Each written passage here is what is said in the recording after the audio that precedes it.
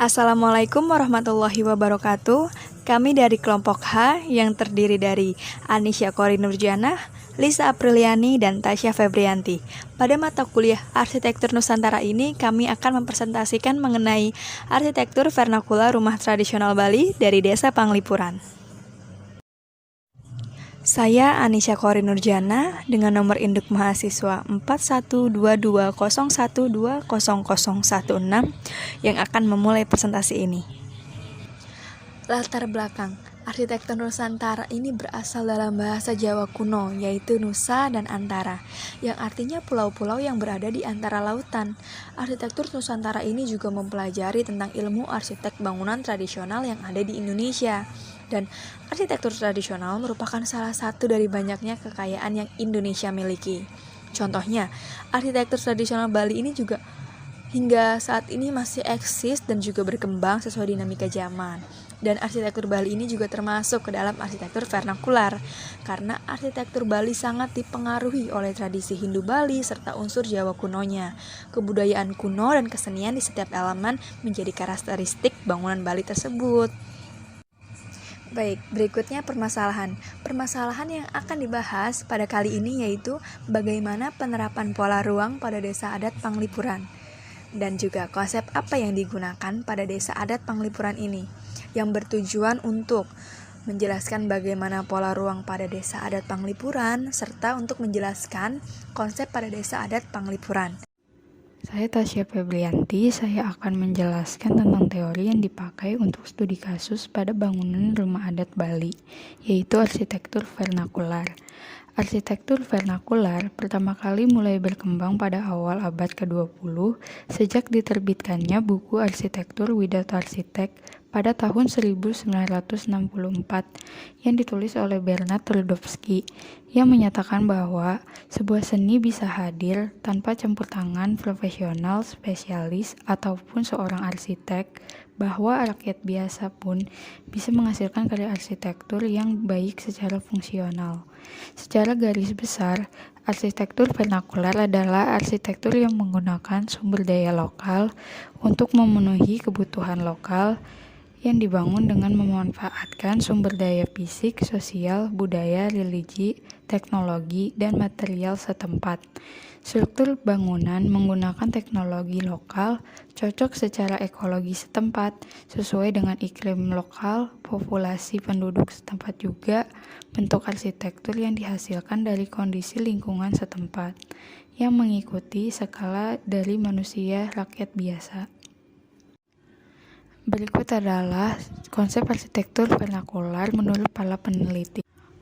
Modifying factor. Faktor modifikasi yang dinyatakan oleh Rappaport pada tahun 1969, yaitu bentuk-bentuk atau model vernakular disebabkan oleh 6 faktor yang dikenal sebagai modifying factor.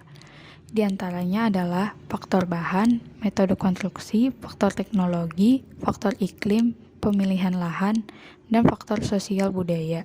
Yang kedua, sosiokultural faktor. Faktor budaya yang dinyatakan oleh Morgan pada tahun 1965, yaitu bentuk rumah vernakular sangat berkaitan dengan pola perilaku budaya, nilai-nilai budaya, dan sudut pandang terhadap dunia mereka. Yang ketiga, yaitu symbolic conception atau konsepsi simbolik yang dinyatakan oleh Greole atau Dieterlen pada tahun 1963, yang menyatakan bahwa konsep-konsep simbolik, konsep yang berhubungan dengan alam semesta sebagai sudut pandang dalam melihat dan menuntut proses pembangunan rumah. Yang keempat, multiple factor thesis atau tesis faktor ganda yang dinyatakan oleh Scaffold pada tahun 1967, yang menyatakan bahwa terdapat beberapa faktor dalam menjelaskan bentuk rumah, salah satunya merupakan faktor utama. Yang kelima, cosmosism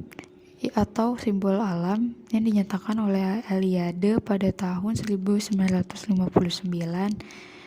yang menyatakan bahwa rumah merupakan representasi simbolik dari 3 unsur kosmos, yaitu surga atau dunia atas, dunia manusia, dan dunia bawah. Ketiga simbol kosmos ini tersimbolkan melalui atap, ruang-ruang dalam, dan bagian bawah rumah. Yang keenam, social organization atau organisasi sosial yang dinyatakan oleh Durkheim atau Mauss pada tahun 1925, Razes pada tahun 1982, Cunningham pada tahun 1964, yang menyatakan bahwa menunjukkan adanya klarifikasi simbolik yang meliputi bagian suci, tertutup, dan bagian wanita. Konsep simbolik ini sangat berkaitan dengan dimensi makrokosmos. Yang ketujuh, gender symbolism atau perbedaan simbol gender yang dinyatakan oleh Bourdieu pada tahun 1972, yang menyatakan bahwa adanya karakteristik yang sangat kuat yang menunjukkan simbol perbedaan jenis kelamin atau gender. Saya Lisa Apriliani dengan NIM 412020120020. Di sini saya akan menjelaskan secara detail mengenai Desa Penglipuran. Desa Penglipuran menjadi salah satu destinasi wisata di Bali dan masyarakatnya pun masih menjalankan dan melestarikan budaya Bali. Lokasinya berada di Desa Kubu, Kabupaten Bangli, Provinsi Bali. Jarak dari kota Denpasar sekitar 45 km. Lokasinya berada di dataran tinggi dengan ketinggian sekitar 600-700 meter dari permukaan laut, sehingga membuat udaranya terasa sejuk. Luas areanya sekitar 112 hektar dan tidak semua lahan digunakan sebagai rumah penduduk. Sekitar 40% lahan adalah hutan bambu. Saat ini desa dihuni 226 kepala keluarga. Mata pencaharian penduduk sebagai petani, pengrajin anyaman bambu, dan beternak. Selanjutnya, kebudayaan Desa Penglipuran. Bagian depan rumah serupa dari ujung utama desa sampai bagian hilir desa menjadi keunggulan Desa Penglipuran dari desa lainnya. Desa tersusun sedemikian rapi, di mana daerah utama terletak lebih tinggi dan semakin menurun sampai ke hilir desa. Selain bentuk bagian depan yang sama, ada juga keseragaman bentuk dari bahan untuk membuat rumah tersebut, seperti tanah untuk tembok dan bagian atap dari penyengker, dan bambu untuk bangunan di seluruh desa. Selain budaya menghormati alam, penduduk desa juga memiliki budaya dan tradisi untuk menghormati wanita. Karena adanya aturan desa yang melarang pria untuk melakukan poligami, jika ketahuan maka akan dikucilkan dari desa. Penduduk desa tidak mengenal upacara pembakaran mayat walaupun mayoritas penduduk beragama Hindu, jadi mayat langsung dikubur. Dengan sebutan lain setra. Desa ini juga memiliki budaya hukuman untuk pencuri. Bagi yang ketahuan mencuri, akan dihukum untuk memberikan sesajen 5 ekor ayam dengan warna bulu ayam yang berbeda di 4 pura leluhur mereka. Dengan cara ini, semua penduduk desa akan mengetahui siapa yang mencuri. Penduduk Desa Penglipuran memiliki minuman khas yang disebut loloh cem-ceman. Minuman ini memiliki rasa seperti air tape dan memiliki warna hijau, karena bahan dasarnya adalah perasan dari daun cem-ceman. Bentuk sistem kepercayaan di Desa Penglipuran. Berikut ini beberapa sistem kepercayaan di Desa Penglipuran. 1. Seni tari baris sebagai bagian dari ritual. Kesenian pada masyarakat Penglipuran merupakan warisan dan kesenian. Salah satu keseniannya yaitu tari baris. Sebagian masyarakat Penglipuran adalah bekas prajurit kerajaan pada masanya. Dilihat dari fungsinya, tari baris ini merupakan salah satu tari sakral dan hanya akan dipentaskan pada hari-hari tertentu, bertepatan dengan hari jadi dalam sebuah pura yang didukung oleh seka, ataupun warga keseluruhan. Tari baris merupakan seni tari wali dan digunakan pada upacara keagamaan. Tari baris saklar merupakan tarian yang langka dan berfungsi sebagai tari penyelenggara upacara dewayatnya. Tari baris dipandang sebagai bentuk perlambang dari kepahlawanan atau ketauladanan pada masa lalu dan diwariskan pada saat ini. Adapun tari baris yang terdapat di Desa Adat Penglipuran yaitu tari baris jojor, tari presi, dan tari bedil. Kedua, yaitu sistem kepercayaan dalam pola pemanfaatan ruang untuk permukiman. Pola permukiman pada masyarakat Desa Penglipuran mengenai pola tata ruang menggunakan ukuran dan pandangan kosmologi dari pandangan masyarakatnya yang syarat akan fungsi dan makna. Penempatan letak setiap bagian ruang dalam area pekarangan telah diatur secara terstruktur dan teratur menggunakan konsepsi pandangan ideologi yang telah diyakini. Penggunaan tata ruang desa menggunakan orientasi terhadap tanda alam seperti arah gunung. Desa Penglipuran mengikuti pola Nawasanga, yaitu penggabungan orientasi gunung dan laut serta arah peredaran matahari. Pengolahan lahan desa Penglipuran dipengaruhi oleh Trimandala, di mana lahannya dibagi menjadi 3 zona sesuai nilai kesuciannya. Paling suci ditempatkan menuju Gunung Agung dan paling tidak suci akan ditempatkan menuju laut. Zona Rautara dianggap sakral dan bersananya para dewa. Karena itu, pada Rautara dibangun Pura Penataran. Pura ini adalah pura desa yang dalam ritualnya adalah tanggung jawab dari warga desa yang telah berkeluarga, dibantu oleh mereka yang masih muda. Orang yang sudah berkeluarga diwajibkan dalam seka, begitu pula dalam urusan adat maupun agama. Jumlah pekarangan terdapat 76 buah dengan 1 karang memadu, yang digunakan untuk orang yang beristri lebih dari 1, dan akan dikucilkan masyarakat dan tidak boleh keluar dari pekarangan sampai dia bertobat karena memperistri lebih dari 1, yang disebut karang kerti. Untuk mencapai keharmonisan bersama, warga desa mempunyai jenis hukum yang mereka taati yaitu awik dan resta.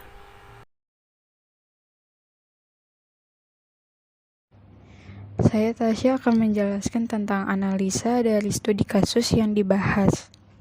Dari objek studi kasus yang dibahas pada rumah tradisional Bali yang berada di Desa Penglipuran merupakan salah satu penerapan dari arsitektur vernakular, yang dimana gaya bangunan pada arsitekturnya berasal dari peninggalan masa lalu yang terbentuk melalui proses akulturasi nilai-nilai budaya lokal. Nilai-nilai lokal adalah nilai-nilai yang lahir dari tradisi dan mengalami penguatan setelah masuknya agama Hindu di Bali. Sebagai bentuk perwujudan arsitektur vernakular Bali sebagai hasil terjemahan dari makna yang tersirat pada masing-masing relasi dapat dijelaskan sebagai berikut. Yang pertama, bagaimana masyarakat Bali berelasi dengan Tuhan, yang merupakan penyatuan nilai-nilai luhur kebaikan terhadap diri manusia, sehingga bentuk dari penyatuan nilai-nilai ini diwujudkan dalam bentuk pola desa Penglipuran, merupakan transformasi dari konsep Trimandala, di mana wilayahnya dibagi menjadi 3 bagian menurut tingkat kesuciannya, yaitu yang pertama, Utama Mandala, sebagai tempat yang paling tinggi diperuntukkan untuk bangunan pura atau tempat suci. Yang kedua, Madhya Mandala, sebagai tempat yang agak rendah ke selatan untuk tempat permukiman warga desa yang dibelah oleh jalan utama menjadi bagian barat dan bagian timur. Yang ketiga, Nista Mandala, sebagai tempat yang paling rendah untuk kuburan yang dilengkapi dengan pura dalam, pelabuhan, dan pura dalam Pingit, Tugu Pahlawan, serta Tenggalan. Relasi kedua yaitu bagaimana masyarakat Bali berelasi dengan alam, yang dengan nama awik-awik. Awik-awik ini adalah merupakan perwujudan kearifan lokal yang menjadi landasan kuat dalam pengolahan sumber daya alam dan lingkungan yang baik. Relasi yang ketiga, bagaimana masyarakat Bali berelasi dengan budaya, yang merupakan penyatuan satu tujuan nilai-nilai luhur atau kebaikan terhadap diri manusia. Budaya lama yang menjadi ciri khas masyarakat Bali tercermin pada budaya pengelompokan dari tata ruang bentuk dari tiap-tiap rumah penduduk hampir sama. Kemiripan dari tiap-tiap rumah terlihat pada pintu gerbang rumah, atap rumah, dan dinding rumah menggunakan bambu. Lebar pintu gerbang yang hanya muat untuk 1 orang dewasa.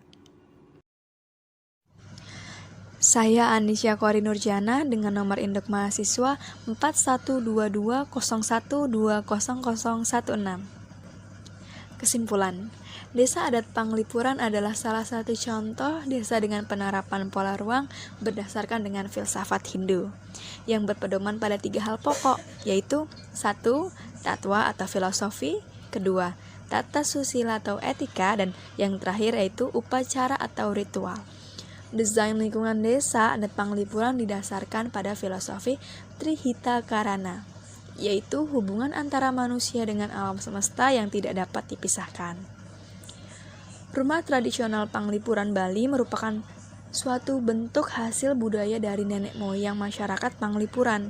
Dalam tatanan yang telah dibuat sangat menjunjung tinggi adat leluhur dan menjaga semua itu dengan konsep alam serta lingkungan. Seperti apa konsepnya? Yaitu yang pertama, arah orientasi, arah mata angin, dan juga sumber religi. Dan berikut kami melampirkan gambar kerja dari rumah tradisional desa Penglipuran. Yang pertama ada denah, tampak depan, tampak belakang, tampak samping kanan, tampak samping kiri, tampak atas, potongan AA, potongan BB, dan denah rencana struktur. Terima kasih atas perhatiannya. Mohon maaf jika kami dalam menjelaskan ada kesalahan dan kurang dimengerti. Mohon masukan dan kritik yang membangun. Wassalamualaikum warahmatullahi wabarakatuh.